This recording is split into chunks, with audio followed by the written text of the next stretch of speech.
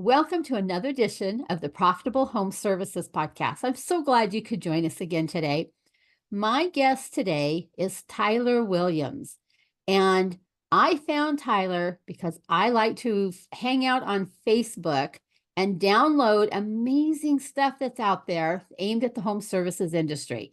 So, Tyler, I'm going to let you come on and tell us a little bit about yourself, what you do, and we'll take it from there.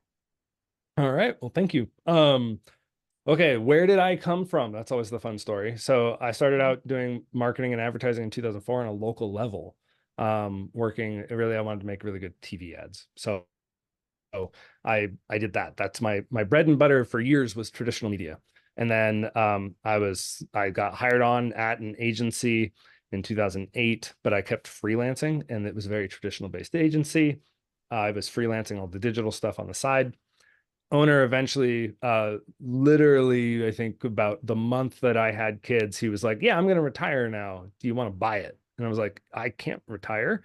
I have children. So I bought it, and all the clients came with. They had known me for like 8 years at that point. So in 2015, I changed the name from New Myth Advertising, that nobody knew how to spell, and made it Mammoth Marketing, because I wanted to roll in all the marketing aspects that had been freelancing. And then we were a statewide agency, like we're in political campaigns and all sorts of stuff. And then we started building all the digital assets and doing all that stuff. And then my brother went out on his own to do a plumbing company, Prospector Plumbing, and we, of course, built his brand and helped him like launch that company. And it worked so well that my next step was to say, well, let's go broader. Let's do plumbers in North America. And that's the journey we've been on for the past about 4 years now. And it's been fun working with plumbers, trying to help them get a leg up and grow and get started. That was a big step to go from local to across North America. Yeah, it was a transition. And honestly, if I could do it again, I'd probably rip that Band-Aid off a little bit faster, because you got the balancing, like trying to steer a ship that was already operating in one way to another way was tricky, but we were capped. Like at a local level for an agency of what we're doing, it was kind of, we had reached the ceiling of what we could do with the way we wanted to do it. So, and we've really enjoyed the transition because it allows us to go deeper and better and become further experts in the business than like trying to learn how to sell shoes and plumbers. And just focus is a huge deal. So It does. And it allows you to become that authority in your market because you've worked exclusively with plumbers, it sounds like. yeah. So it does. It means that all of my marketing now is tailored in towards plumbers, which gets me more conversations, grows up even my knowledge of the industry more and more and more. And yeah, becoming the sort of like an authority on this zone is nice from a marketing standpoint. And honestly, I feel like a lot of plumbers could do the same in their neighborhoods or in their market. They definitely could, yes. Yeah, I think the fundamentals of psychology, it doesn't matter if you're going national or if you're going local, the fundamentals of psychology aren't that different. I'm a service-based business. My clients are service-based businesses. There's a lot of translation there. And so we try and help them bridge that gap and push them over the edge and put them on camera should they actually pull out their phone. Getting them on camera is probably challenging if they're anything like me. I have been challenged in the past. Just pull out your phone and shoot a video. It's like, oh, please don't make me do that. It's hard. I was crunched for time. My videographer said, hey, we're out of shorts content for socials. And so I went into our conference room and just whipped out my phone, propped it up, and started talking. Speed to execution. Now it's off my plate. I don't have to worry about it. Right? It's just a skill. The more you work at it, the better you get, the better your results are, but kind of got to just accept doing it as well. You do. I think it's one of those necessary evils that we have to embrace in today's marketing. We just have to do it. We have to jump on camera and do it. Yep. There's a season for businesses where it makes a lot of sense to run that local celebrity route. And it's usually in the smaller zone, but the ones that do it tend to get the foothold in the market in a way, even if they're going against bigger players in the market, those guys can't do that with the same nimbleness as No. like you just pulling out your phone and talking straight to the customer. So I like to see it. We like to help facilitate it, and then we edit it and make it pretty and then push it out to the market for the client. But you know, it still comes with the, oh, you want me to do that? So I was like, yeah, we'll script it, we'll guide you, don't worry. As my business coach would say, this is the part of eating the vegetables that you have to do. Yeah, or like eat the frog. That's the other Yeah, eat the thing I've frog, heard you it bet. called. Yep. So, Just get it over, get it out of the way, and then we can go on and do something that we enjoy doing. yeah, I think media though is media production. Like now we're trying to fly out more to clients to help facilitate it on site. Uh-huh. So that way we can we can walk them through like I used to do in the olden days of television, where I would show up at the business, get all the shots, work them through performance, and then we just go back to the office with a bucket of stuff that'll last us for a year or two, right? And then we can be better marketers for them. Okay. And so that's fun doing it because you get a lot of FaceTime, but also like it's craft, and then they get to be part of it in a way that makes them feel like, okay, we're doing this right. So, but it's fun. Well, I'm going to just disclose to our viewers here is that when I found you on Facebook, I downloaded your plumber's marketing checklist. And Mm-hmm. being the numbers nerd that I am, I was so impressed with your goals and budget allocation worksheet because I see my coaching clients as well as others that I talk to all the time hitting this marketing with the idea of let me throw something against the wall and see what sticks. And they just throw money at it and throw money at it and throw money at it. And from what I can see, that's a huge profit leak that they're just throwing money at the wall to see what sticks. So before we address that, here is my proud to be profitable bucket. That's our first little profit leak of throwing money at the wall. Let's just see what sticks. Well, I don't know what my ROI is. I don't know. I just going to throw some more money at it. It's bound to work. My marketing guy says it's going to work. I'll throw more money at it. But you really dispel that in your worksheets that you created. Yeah, it's so there's two sides to it, right? There's the what's responsible for you to spend on marketing, because some people will spend themselves into oblivion, or they'll spend before tracking, and then they don't know like what is working, what isn't, and that's where the leak comes in, right? So, but first step is always going, well, where do you want to be? And so setting the like, this is how much revenue I would like to do. And okay, cool. Well, this is how much the average cost per lead is based on the information that we have today. And then reverse engineering, well, how much do we have to spend to get the leads that you need to get to the revenue that you want? It's not crazy complex math, but everybody skips that step for some reason. They do. And And it, so, and well, and then if you do that math, you have proper expectations.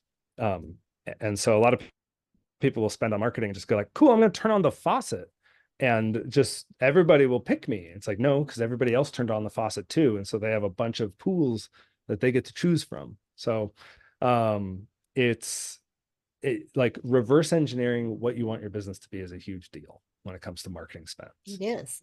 And it really goes back to that principle of you have to have a plan. Mm-hmm. If you don't have a plan and a system behind that plan, all you are is just flushing money down a toilet.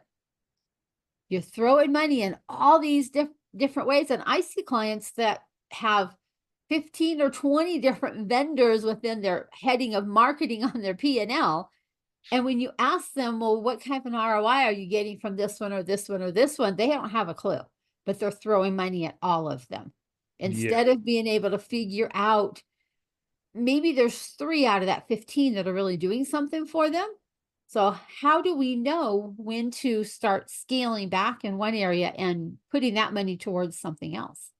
So it's in marketing, it can be complex. This is why we like to watch as much as we can. The only way to identify those leaky parts of your ship is to really have your tracking in place on things. This is what a lot of people don't have. Now, a lot of CRMs now come with call tracking. And it's very easy to go like CallRail, What Converts, all these other tools that do call tracking, and at least getting that in, because then you're going to be able to really get a beat on the volume of calls you're getting. But your data starts somewhere. So you put in your call tracking, and then you're gonna create a baseline. And then as you market, you should see that baseline fluctuate, right? And overall, it should go up. You got demand, you got weather, you got all these other things at play. So, take the data with the grain of salt of, okay, what else is influencing it? But then as you're spending money into the market, you're just trying to get more eyeballs. So that way people come straight to you. That's marketing 101. Like, that's it, right? But if you don't know where you're being pinged, like, you really can't make good decisions. But here's the invisible part is when you run Facebook ads, your Google ads have a tendency to go cheaper because people know you. And remember, Google's an auction system. So if people know you, you come with credibility. So then your $60 click for plumbing maybe becomes $20. And then it's way cheaper to get a customer. So, but that's a little bit further down the path. Some people just even need to say, hey, here I am, I exist. I haven't done that yet. So Marketing is complex. yeah. I could go on forever. I bet you could. I loved also that you had a page in there for people to define their goals. I'm a big proponent of, if we don't know where the target is, how can we ever hit it? If you haven't laid out what is your business goals, where do you want to be at this time, next quarter, next year, 3 years from now, 5 years from now, if you haven't laid that out and you're not working a plan, then in my opinion, anyhow, you have a huge profit leak. Whoops, let me get another coin here. Oh yeah, gotta do A the huge bucket. profit leak because you're not utilizing that money to its best ability. You're just spending it wherever in the hopes that you're going to get some traction from it. Yes, and through the years, due to the market conditions, for instance, it used to be a lot cheaper to run Google ads for companies, but now you've got a whole bunch of money in the market. More competition means it gets more expensive. So it's changed sort of like the approach. Your thresholds and your milestones have to sort of shift. So one thing about the goals is, cool, this helps you formulate your plan, but as you get data, that plan needs to adjust with it, right? Correct. So typically, like, if you're a brand new business, like, if you've been in business less than a year, there are thousands of people who have never heard of you, do not trust you, do not know you. First order of business, making sure that you build that bridge. And then you can capitalize on things like lead gen with greater success. And there's a lot of things that influence it, like from your branding to what you're communicating. If you just say, like, I'm an expert plumber, versus like, your mom loves us so much that she always calls us. That's a very different way to approach the same thing, right? But one's more interesting. So be interesting. Like, Stand out by being different. Not by saying the same thing that everybody else says. We give good quality service. We're going to show up on time. We're going to clean up after ourselves. Well, how about if you turn that into something fun? Like what you said, your mom always calls us. And like, small things even go a long way. You can set your watch by our schedule. Okay, we always show up on time, right? It's just a little bit different. I'm a big fan of like tweaking headlines and trying to figure out angles that are atypical, because that builds a better relationship. And the more that you build the relationship, the better your marketing is going to perform. And so the other thing about like that piece is the communication piece is often lost as one of the things that influences the overall result. I think a lot of people are looking at tactics, and they get their tactics down, and they're like, okay, well, we got all the tactics, so why aren't we, billionaires yet? It's like, well, one component might be the fact that you're speaking badly to the middle-aged housewife who is your primary target for a residential job. So, like, show people their experience. Go out, like, it's like having a conversation, appeal to people. And learn their language. Hmm. because I'm sure the language isn't the same of where you are in Fairbanks versus, let's say, somebody in the Deep South. You would have different language because of different terms and slangs and things like that that are used.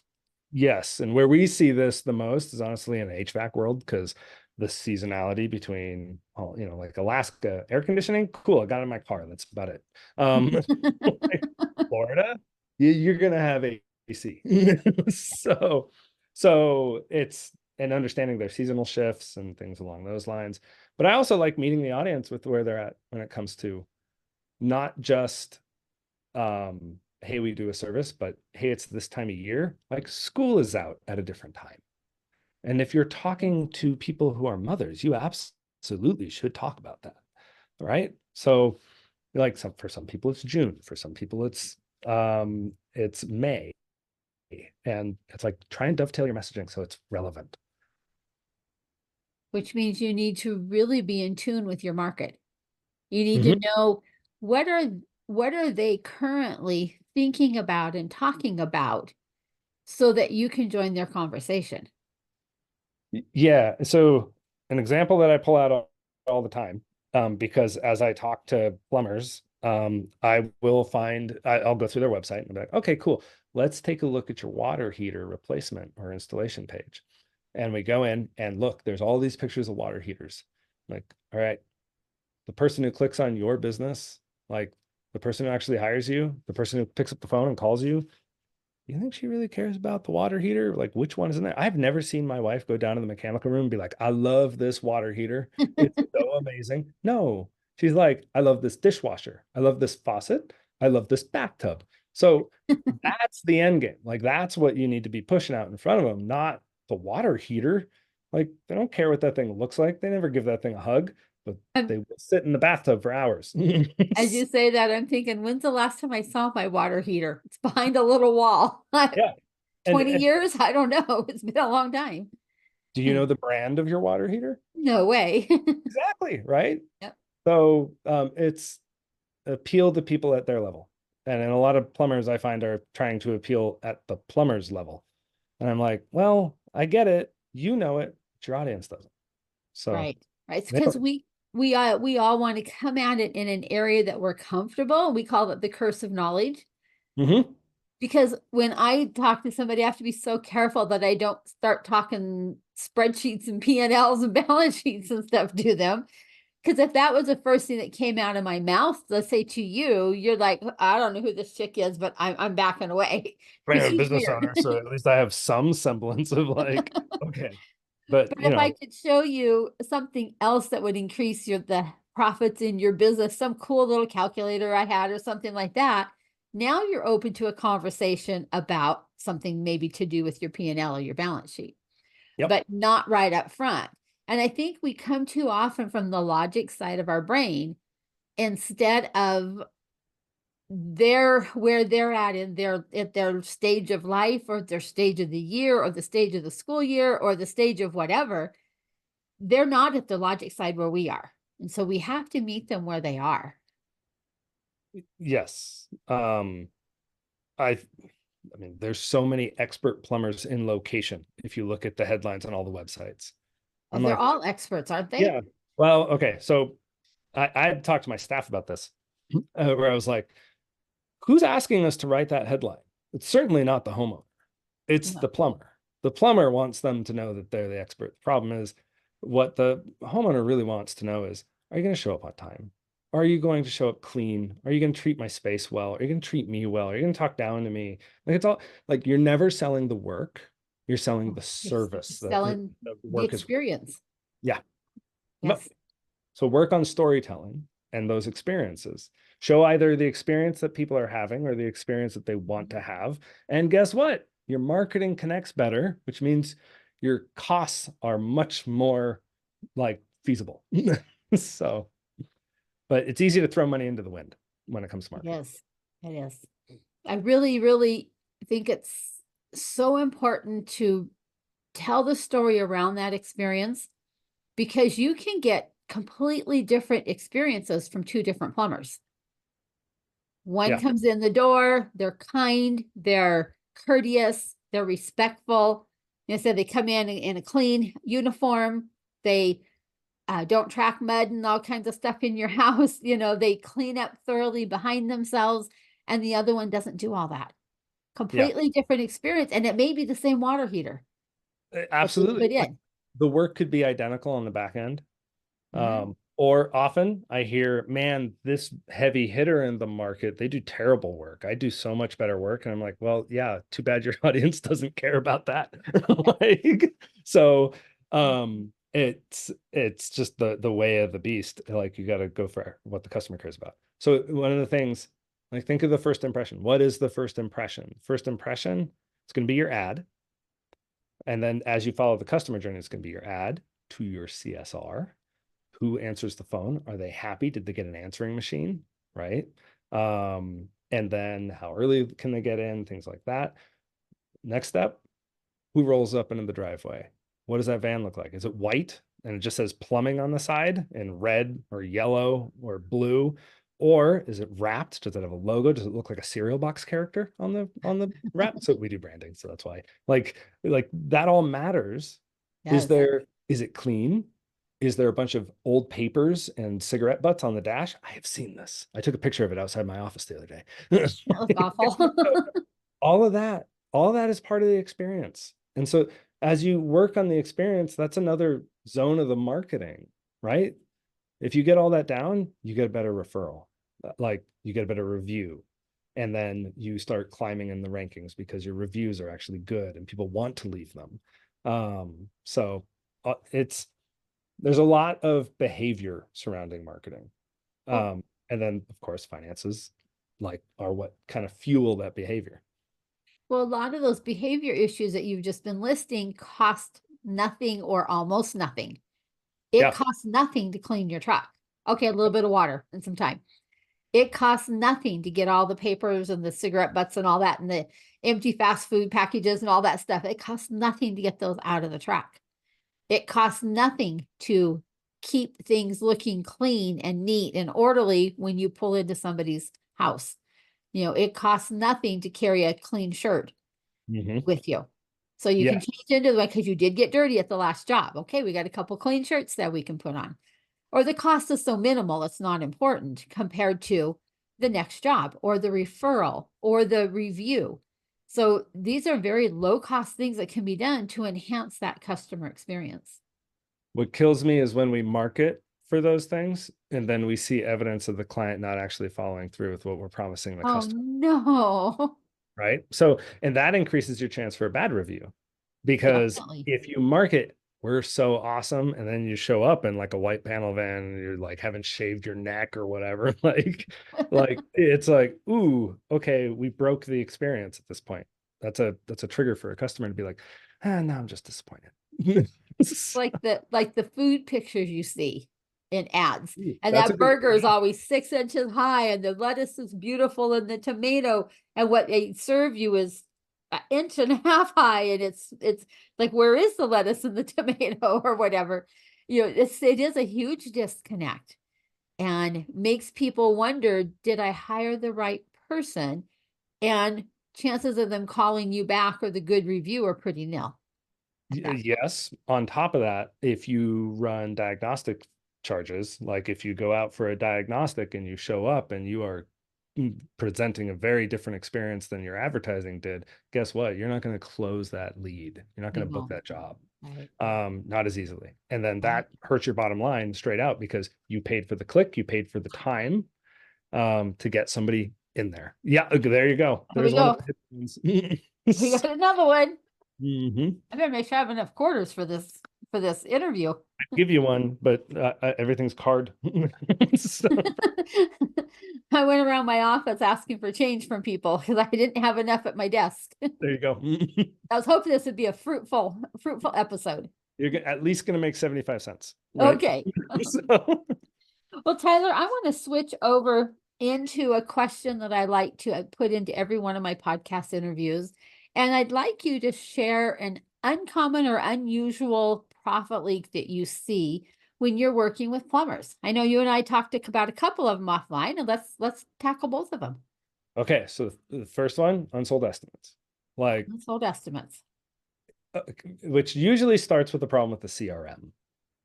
So if you are a home service business and you are not using a CRM in order to track your estimates, massive issue there, right? Because you need to be able to pull up your unsold estimates, and then guess what? You follow up on them, and you follow up on them consistently and voraciously. So a lot of people will either, like, there's different plays of this, right? Some people will be like, cool, here's your estimate, and then they never follow up. Like, that's what we see a lot. And then as we talk to our clients, like, wait a minute, you followed up none? Okay, why not? Well, they've got the estimate. Well, yeah, marketing by its nature is repetition and frequency. And an estimate is a very, very, very hot lead. So all you got to do is follow up. And so email, text message, just saying, hey, this estimate is still sitting here. You might have a sequence for it, right? So you might say, here's your estimate. Hey, your estimate's still here. Hey, it's been about 5 days. Are you still interested in your estimate or whatever? So we have a sequence of like 5 weeks. The last one, depending on the estimate, depending on the value, depending on the margin, is this might be a big decision for you if it's like an install. What if we give you X off just to try and push that lemming over the cliff, right? And get that conversion. So that's one, unsold estimates. So before you go to the next one, let me give you something that happened in my life. And I'm going to up the ante dollar amount. My husband and I were wanting to build a house this year. So we reached out to several builders. Two of them came out to our property, walked around it, and said they would get back to us in so many days with an estimate. Crickets out there. We called and we followed up with them several times. Oh, yes, I'll get it to you. I'll get it to you. I'll get it to you. Never got an estimate. And so we're talking a $600,000 home Yep. that they lost because they didn't return. They didn't get us an estimate. We finally went with somebody who did return our calls, and we've broke ground for this house. But here it's that same thing. It's that unsold estimate. In this case, they didn't even prepare an estimate, but they took the time to come out to our property I know. and And walk well, around. and so, okay, now broaden that perspective. Okay. How many plumbers are not returning their estimates or not following up on their Right. estimate, right? And then how many are? And so if this is how many plumbers are out there giving out estimates, what if you're part of this group that actually follows up? That is Which is about immediately going to lift you into a new tier. That's about compared- 10 or 15% of the whole group that are Mhm. actually following up. Yep. And business is full of these, like, little actions you can take to make sure that you're doing the hard thing that nobody else does. And when you do that, you separate yourself from the pack, you blast yourself out of the noise, so people want to pick you. It seems like such a simple thing to follow up on an estimate. Yeah. But I mean, my wife hired somebody to clean our gutters this year, and we had the exact same thing. We called like 3 companies, and it's like, nobody's returning us until we hammer them. So and at that point, like, when the customer's pulling you forward, that's when the relationship is backwards. Like, you It should is. be pulling them to you. You should be the attractant, not them. And so, and I see this a lot in service businesses. So And that makes it an awkward customer relationship because it's not in the right order. yeah, and that relationship, that means that the foundation of trust that you want throughout Isn't that there? whole transaction just isn't there, and it's very hard to build it from that point forward. Mhm. And so it's like, just follow up, you'd be surprised. So Follow up. one client of ours, like, every year it's $500 to $750,000 that he closes on unsold estimates just by going, hey. And so they have emails, text messages, and phone calls. And some people don't close. That's okay. But a lot of people do. And it's just money on the table. It doesn't cost you anything other than time and energy. So what I recommend people do is figure out the sequence in your CRM so that way you can follow up automatically, but also activate your CSRs to be looking at your unsold estimate list at least once a week and making those calls. Going, hey, we followed up. We've tried to follow up with, like 3-4 times. Just wondering if you're still interested. Well, That's how. that goes back to what gets measured matters. If you're Yes. never measuring those unsold estimates and you're not paying attention to it, you're totally oblivious to money sitting there begging you to reach over and pick it up. Yep. Absolutely. Well, the other one you and I were talking about was overspending on lead generation. Yeah. So, and this has a bit of a history, right? So if you look back in Google Trends, for instance, and you go plumber near me in like US, you will find that when COVID money hit the market, a lot of people were interested in hiring a plumber. So COVID money has been spent. We are now back to like the times of 2018, 2019, which feels like an age ago. But that means that there's a lot of people still trying to make it work like it did when the market was full of money, like when leads were easier to close, when they were cheaper to get. And now you have less demand in a market with more plumbers because a lot of people went into business. So that drives up the cost and you're just hammering away at the PPC. And so we've had to make adjustments. And the biggest adjustment is if you are spending $20 to $60 a click, you're reaching how many people, right? And it depends on your budget. But like, let's say, okay, you're spending X amount and you've reached 200 people from those clicks. That is a pittance compared to your market. Like that means that if all you're doing is lead gen, if all you're doing is LSA, Yelp, Thumbtack, Google Ads, that's all you're doing, then that is the only sector of people that you are reaching. The people who need a plumber today who have no loyalty, because why would they? Like they're looking for any plumber, not you, which means they're naturally price shoppers, a lot of times. And so you're putting all your money in the hardest lead to close to some degree, right? Now, if you're most markets, right? So you take that $60 or whatever, and you can reach, I think, I don't know the calculator in front of me, but I think it's like $400 for 400 people for the same price as one click if you plan your campaigns right. And so when you start doing that at scale, if you take $1,000 and you put it on what we call brand awareness, and sometimes that's a dirty word in marketing, but truly what you're doing is you're priming the market by spending money before they need you. So they call you when they do, and they don't run to Google to go search plumber near me, and you pay $60 for 100 people. Like, and then now say goodbye to your $600, right? So what I think people are doing is they're over leveraging themselves into lead gen when really they need to be building relationships with the community that they serve. And their budget, and this is why the budget planning is important, their budget should determine how big that geography is, not their service area. So a lot of people will take their $1,000 and they'll be like, my entire, I mean, budgets vary. Sometimes it's 20,000, right? But my entire service area must be covered. And I'm like, you don't have the money for that. Pick your prime neighborhoods and then insert yourself in front of those eyeballs and be entertaining, be useful. Because then when they wake up and they catch water on the floor, guess what? They're not going to go to Google to go plumber near me. They're going to go this company. And that is the cheapest click you can buy is your own name. So even if you do have to spend at that point, it's way cheaper. And this is old school advertising. This is print, radio, and TV. This is brand awareness. This is people knowing that you exist at scale. Because if you get thousands of people to know you exist and you really leverage that for 6 months to a year, how many of those people just go, that's the plumber in town. That's who I'm calling. And the better your branding, the better your ads, the better your communication, the better that works.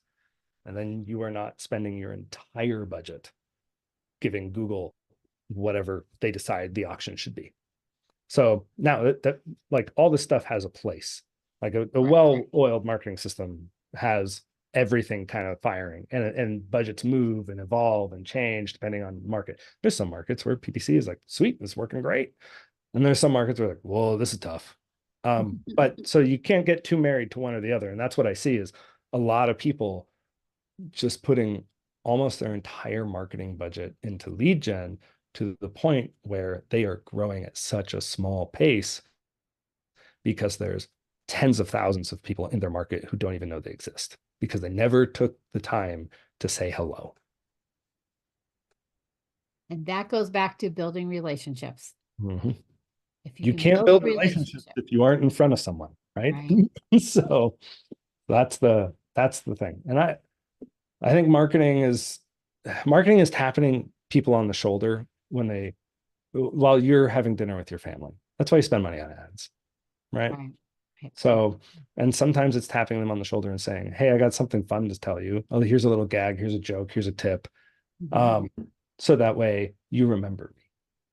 But if I show up in the grocery store the same time you do wearing a funny hat over and over and over again, eventually you're going to go like, "Dude, where did you get that hat?" That's the relationship that advertising is. So, Well, thank you, Tyler, for joining us today and sharing these words of wisdom and pointing out all these different places where profits are silently leaking out of a plumber's business or any home service business for that matter.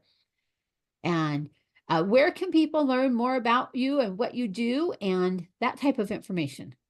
so I have two paths. One is tylerwilliams.net. That's my personal brand website. And then my agency is mammothforplumbers.com. And you can find out more about the agency services there.